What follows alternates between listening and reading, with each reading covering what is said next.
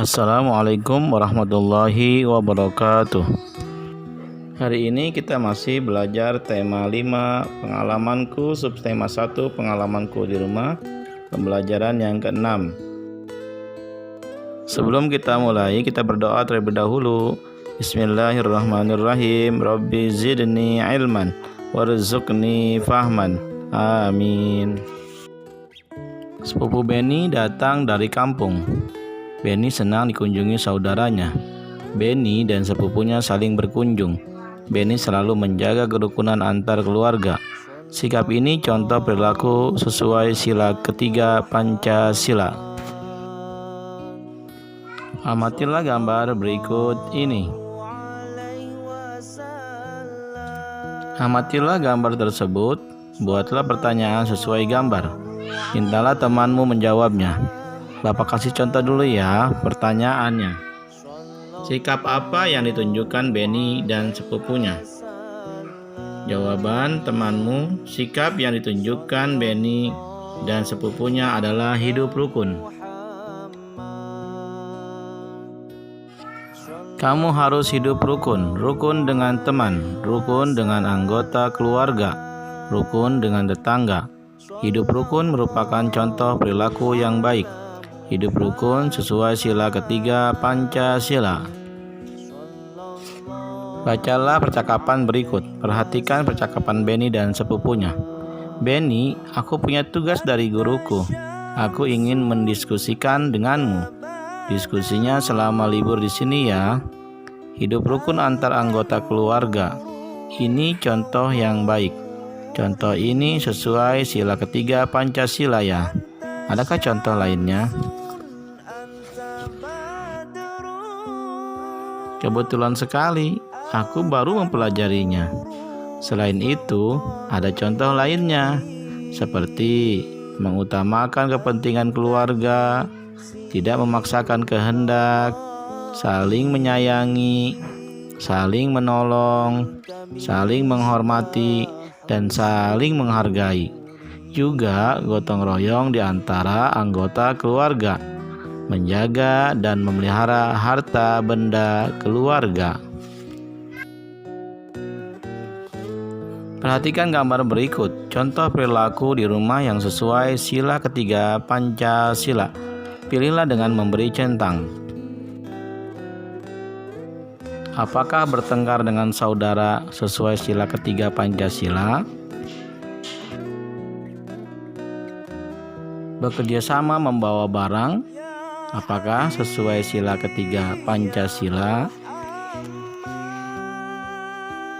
Bekerja sama menyiram bunga, apakah juga termasuk sila ketiga Pancasila?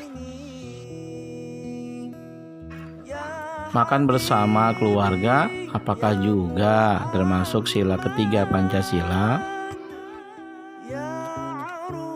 Belajar bersama juga bagian dari sila ketiga Pancasila kah?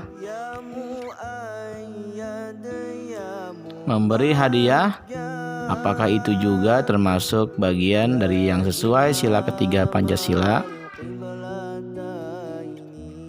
Amati gambar di samping ini. Benny sudah menerapkan sila ketiga Pancasila. Contohnya, Benny rukun dengan kakaknya. Benny bersyukur mempunyai kakak yang baik. Kakaknya sayang dan suka menolong. Aku sering bermain bersama kakak. Kakak juga sering menolongku. Ketika aku membutuhkan bantuan, kakak memperhatikan kebutuhanku. Aku bersama kakakku sangat rukun. Aku dan kakakku saling menyayangi. Tiba-tiba Benny membuka jendela. Ternyata hari ini turun hujan. Benny menunggu hujan reda. Kemudian Benny nyanyi lagu tik tik tik bunyi hujan. Ayo tirukan bersama.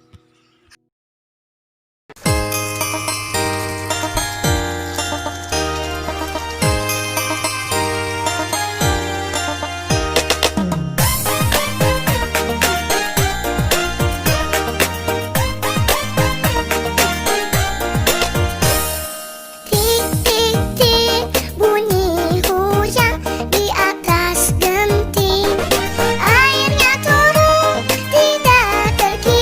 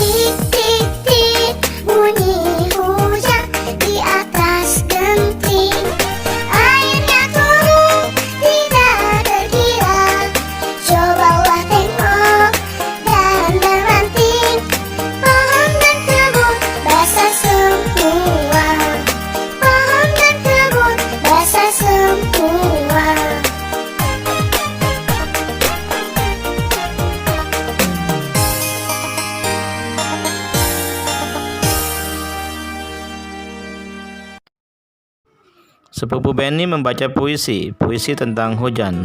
Dengarkan ya. Hujan, hujan di mana-mana. Di jalan, di halaman, semua basah. Hujan, hujan tak henti-henti. Hujan, hujan lebat sekali. Hujan, hujan bukan kepalang. Di sana dan di sini air tergenang. Hujan, hujan belum berhenti. Hujan, hujan sepanjang hari. Bacalah kata-kata berikut ini. Kalian pahami maknanya, lalu diulang-ulang ya bacanya. Ujilah pemahamanmu, lalu kerjakan latihan berikut ini. Selamat mengerjakan. Buatlah sebuah puisi yang berkaitan dengan alam. Jangan lupa perhatikan juga pilihan katanya. Mintalah bimbingan dari orang tuamu atau orang terdekatmu. Kamu telah belajar tentang puisi. Sekarang perhatikan benda di rumahmu. Apakah di rumahmu ada penggaris? Adakah meteran? Adakah jangka sorong? Adakah mikrometer sekrup? Lihat panjang jendela rumahmu. Kamu dapat mengukurnya dengan penggaris atau meteran. Coba sebutkan alat ukur panjang lainnya. Penggaris dan meteran adalah alat ukur panjang. Alat ukur lainnya jangka sorong dan mikrometer sekrup. Perhatikan gambar berikut. Sebutkan alat untuk mengukurnya. Nomor 1, jendela. Ya, meteran. Nomor 2, kipas angin dan pintu. Betul, juga bisa menggunakan meteran. Nomor 3, kaki kipas angin. Ya, itu juga bisa menggunakan meteran. Sapu, menggunakan meteran. Pintu. Ya, kalau lebih dari penggaris bisa menggunakan meteran. Nomor 6, jendela dan figura. Jika figura tidak kurang dari penggaris atau lebih pendek dari penggaris, maka kalian bisa menggunakan penggaris. Tapi jika lebih panjang dari penggaris, kalian bisa menggunakan meteran. Jika kotak tisu atau kotak pensil ini bisa menggunakan penggaris. Tapi kalau jika lebih panjang dari penggaris, maka kita gunakan meteran. Nomor 8, pagar. Pagar menggunakan meteran. Kamu telah belajar tentang puisi tentang alam. Diskusikan bersama kedua orang tuamu bagaimana cara menulis puisi. Sebelum kita akhiri, kita berdoa terlebih dahulu. Bismillahirrahmanirrahim. Allahumma arinal haqqa haqqa warzuqna ittiba'ah wa arinal batila batila warzuqna ijtinabah. Amin. Terima kasih, semoga bermanfaat. Assalamualaikum warahmatullahi wabarakatuh.